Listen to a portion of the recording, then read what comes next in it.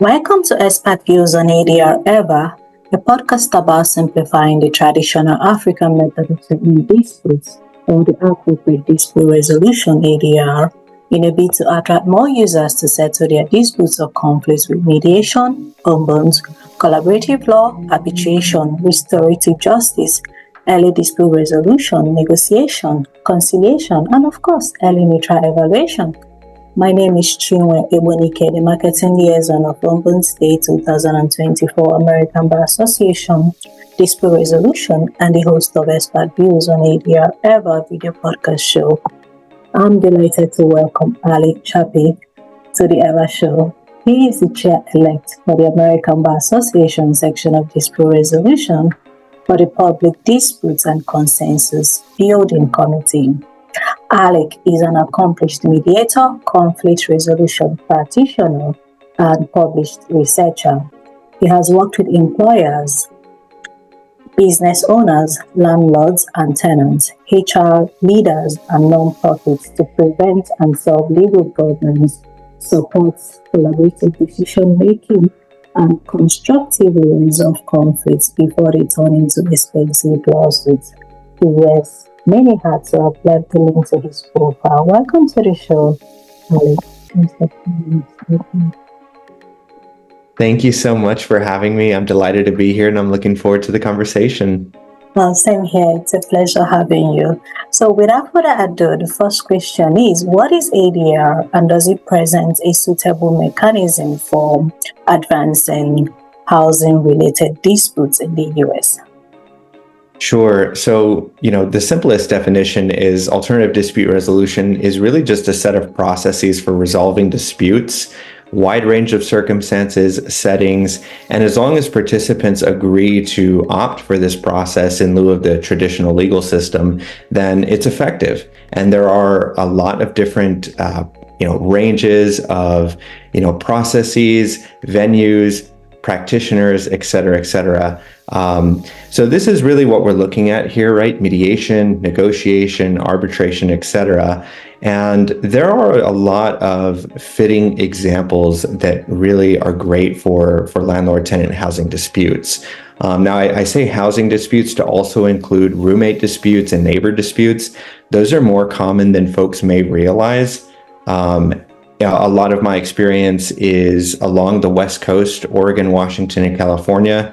And then being based here in San Antonio, Texas, I've had a lot of, housing cases here as well.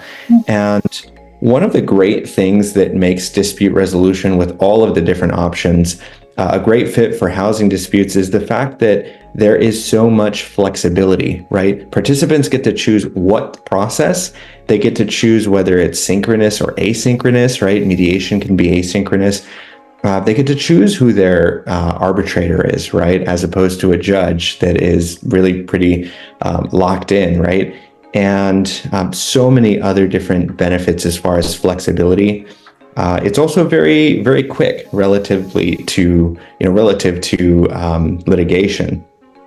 The last thing I'll say, and this does vary according to the different processes that folks might pick, but generally speaking, collaboration is a lot more possible when choosing dispute resolution, right? So those win-win outcomes that are really crucial for housing disputes, right? Because the relationship is really crucial. Collaboration makes those win-wins possible. And so it by virtue of doing that, it stabilizes housing wherever possible. Okay, thank you so very much. So what I hear you say is that ADR mechanism is well suited to resolving disputes, housing disputes. Absolutely. Okay.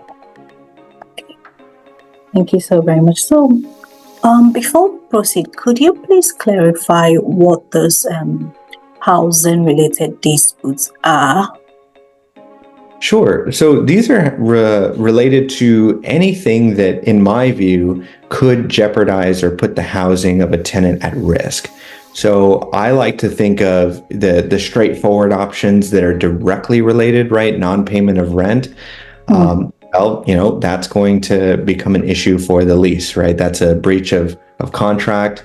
And so, of course, there's a very clear problem there, right? On the other hand, there are more indirect problems that put the housing at risk, right? So two roommates, for example, if they have a dispute, it might not at all be related to the housing. It might not be about chores or who can pay rent evenly, etc. It might be completely personal, but if it does pose a big enough issue to the relationship, it could pose a risk to, one possibility is that one roommate can move out. And I've seen this happen before.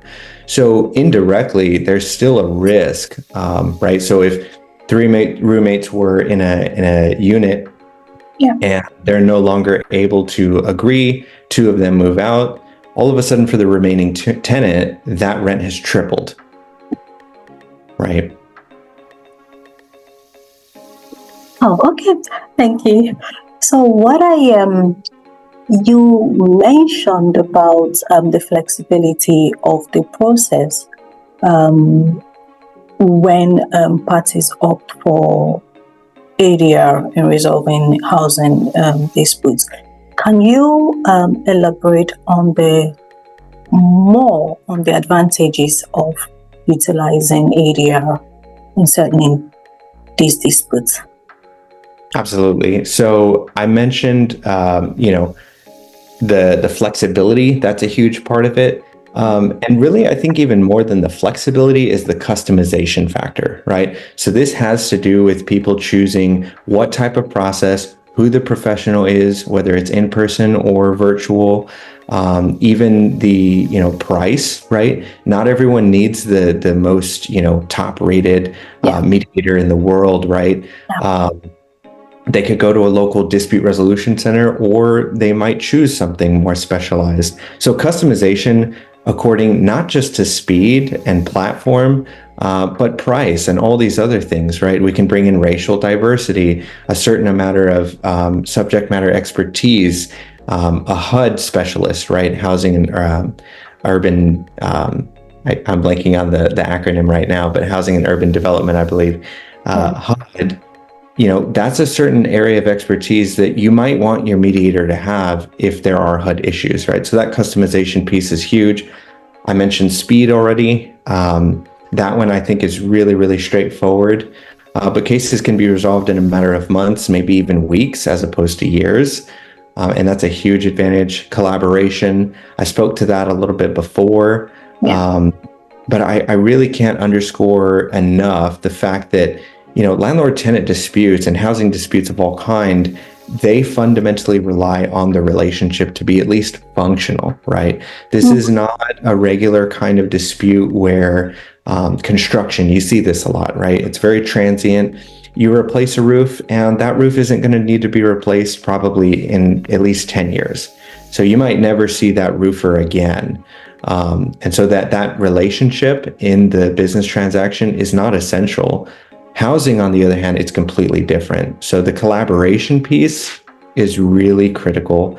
And the last thing I would say is resilience, right? Whatever that might look like, the fact that dispute resolution processes can be customized to fit whatever it is that the relationship needs, it really adds to the resilience, right? Because we can pick and choose instead of just assuming, for example, that, finances are the most important factor. They might not be. Thank you. And these are all the advantages that litigation does not have per se. So thank you. So are there any disadvantages associated with using ADR in settling disputes? No, and that's a great question. I love that you asked the other side of the coin as well, right? Always. There's always two sides to a coin, so right, two sides of the coin, three sides of the truth. I think the first one is pretty straightforward, and that is the lack of public awareness, right? People, you don't know what you don't know, and dispute resolution is, in my view, the best kept secret in law and in relationships. These processes have worked. They've worked for a long time, but people still don't know about them. So even though they have, in marketing, we like to say you can have the best product or service, but if nobody knows about it, it really doesn't matter, right? So I think that's the first big downside. Agreement is required. well, that sounds pretty straightforward, right? Of course, we need to agree to mediate. But this can really be an issue. A lot of times, especially in states like Texas, where there are very unequal, precedents and laws around who has what power. Landlords have much more power than tenants in Texas. And so what you see is that, landlords, generally speaking, not always, but generally are unwilling to come to mediation. It's always the tenant that wants it. The landlord doesn't want it. And because agreement is required to participate in these processes, you might never initiate that mediation or negotiation process, despite the fact that there are these benefits to be gained. Yeah. Thank you so very much. So you mentioned the lack of awareness and also that landlords have more powers. I read an article, though it's from the county and city of San Francisco government page, that how ADR are being used, sort of encouraged, to be used to settle cases or cases that fall, dispute housing issues, or cases that fall within the rent ordinance, and those that fall outside of it.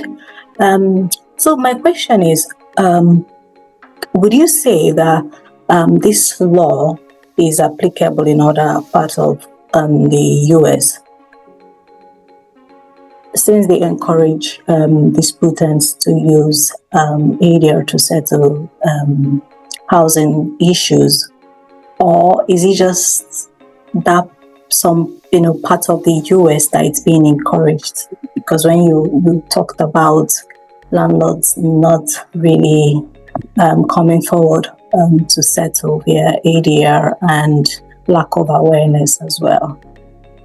Right. So the short answer is no. This law is not the local rent ordinances of San Francisco City and County, for example. Yeah. They are just that. They are local.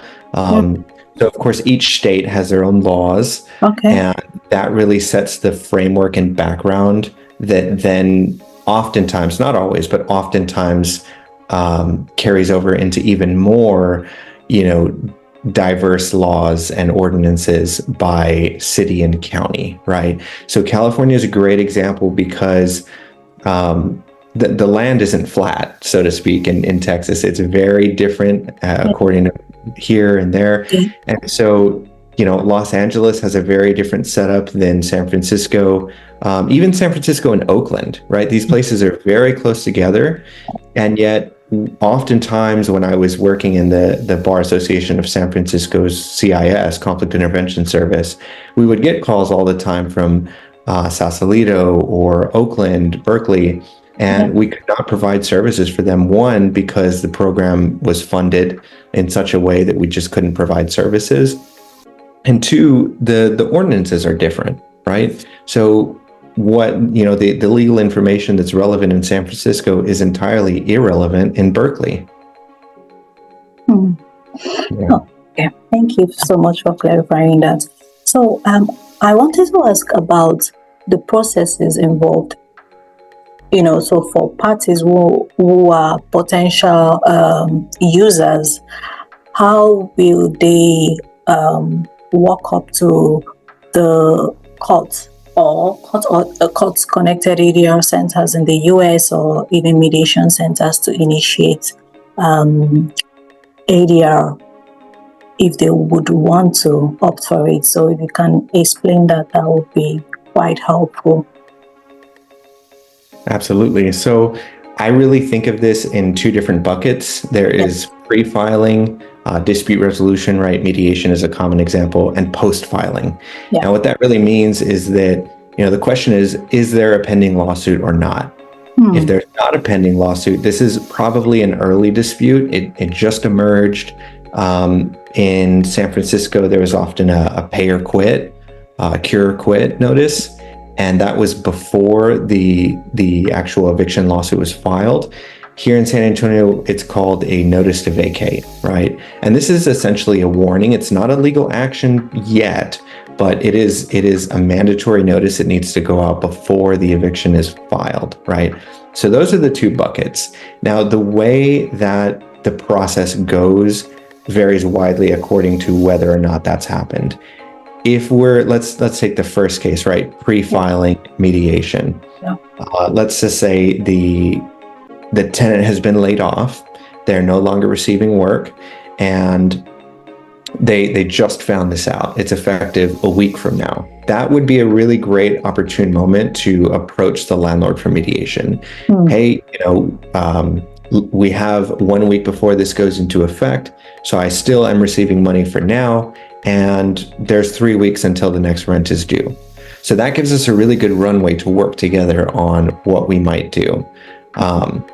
Now, the landlord might simply refuse, especially if there's a long line of tenants that are waiting to take up that unit. They might simply say, I'm sorry, if you can't pay the rent, I can't provide you the unit. And it's that simple. Now, the tenant might have some options to get creative here, right? Look at the interests, not just the position, the yes or no answer, but the interest that the landlord has. For example, if it's a very tight housing market, and maybe just depending on the circumstances, the landlord might not have that ability to just look for and find another renter easily. So they might actually have an interest in working with the existing tenant rather than turning over the unit. So that could be a way to initiate mediation, even if the first response wasn't yes. Now, in the post-filing stage, it is very different. When a legal action has been taken, a legal response needs to be taken, right? So I would often say exactly that when I would speak with tenants. Hey, you've received this legal notice, you do need to take a legal action, right? So that might be getting an attorney. That might be, if you choose not to get an attorney, filing this paperwork. If you do not show up in court, it'll be a default judgment that'll count against you, and more likely than not, you'll lose the case. It's not me giving legal advice, that's legal information, because 3 out of 4 cases go that way, right? That's a fact. It's not an opinion. And so it looks very different, but those are the two buckets, and that's a little bit of how it goes within each of those. Okay, so pre-filing and post-filing. Correct. Okay. Thank you so very much. So, do you know how much it costs to initiate ADR in the US or maybe in your state? Yeah, that's a great question. So it does vary pretty widely. And I'll give you an example. Okay. If landlord and tenant folks go to a dispute resolution center, there might be a very low filing fee and filing does not mean a lawsuit filing, right? It simply means a request for mediation, $150. So each party might pay $75, which is incredibly affordable, especially given that the mediation could last 4+ hours and include, sometimes very well seasoned mediators. Other times they might seek a private provider, and the range can go, up hundreds, even thousands of dollars. Some mediators will charge commonly $2,000 a day here in San Antonio. It goes even higher in bigger cities like Houston, Austin, Dallas, San Francisco, etc. Okay, thank you so very much. So when you compare this cost to litigation, which is more expensive? Litigation tends to be overwhelmingly more expensive. No two cases are the same, right? There might be a very short litigation case. It's filed. It's very clear that one side has a strong case and overwhelming evidence. The other side does not. And so very quickly after the lawsuit is filed, they mediate and they settle out of court, right? And so the litigation cost did not stack and stack over years. Yeah. Other times, both sides have tremendous evidence and they go back and forth on motions, subpoenas, etc. And they spend a lot of money, not just in court fees, but in legal fees. So spend a lot of money via the court processes. Okay, thank you so very much. So to what extent are the landlords and tenants eligible to settle disputes via ADR? Is this is this compulsory for them or mandatory for them to try ADR first for litigation in the US? That's a great question. And it goes back to the law of the land, right? Every place is different. The locality, city, state, and some places, Colorado, for example, recently passed mandatory mediation. All disputes need to go through mediation first before they are allowed to proceed with eviction lawsuits. Here in Texas, however, it's completely different. The lease is what governs, how it goes. If, for example, and my housing shield dispute resolution program for housing, it operates this way. Basically, a mandatory pre-filing mediation clause is inserted into the lease, and from there, parties are required, not under city or state law, but under contract law, they are required to do mediation before proceeding. Now, if they don't have that clause, well, parties can go right into lawsuits. Okay, thank you. So do you have any idea about a mortgage and lease? So let me understand your question more. Leases and mortgages are different. Are you asking about how they're different? No, are they? When an issue emanates from this lease or mortgage, can parties and can they go to ADR? Oh, yes, absolutely. As long as both parties are in agreement that they would like to choose that venue for resolving, they definitely can. So what if they're not in agreement?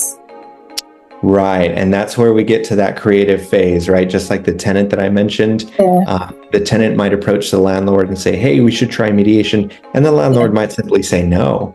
But there are situations where again, not based on law, but based on interests and persuasive argument, interest-based negotiation, that the tenant might be able to convince the landlord, hey, well, I just so happen to know, and I'm putting myself in the tenant's shoes for a moment, I just so happen to know that it costs around $3,000 to $4,000 to run through an eviction.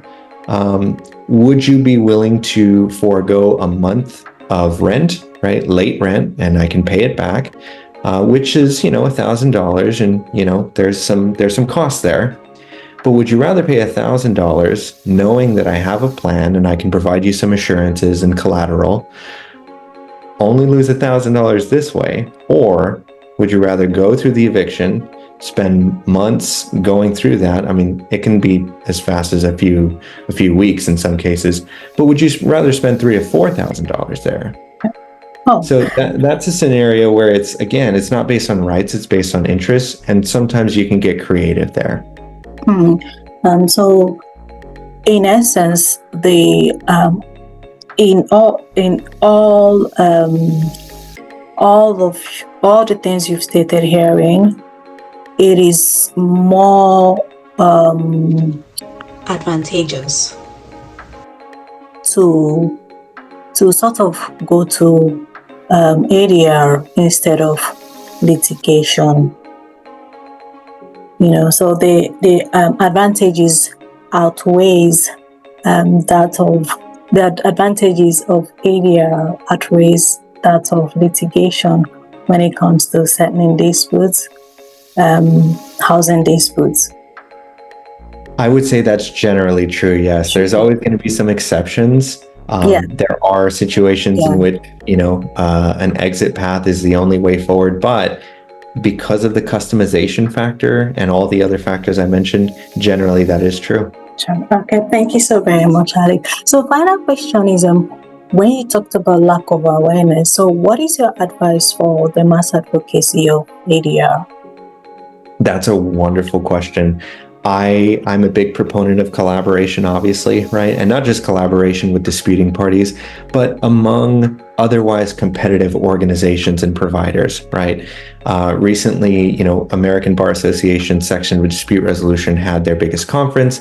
There was up on panel JAMS, Miles Mediation, AAA, and another provider as well.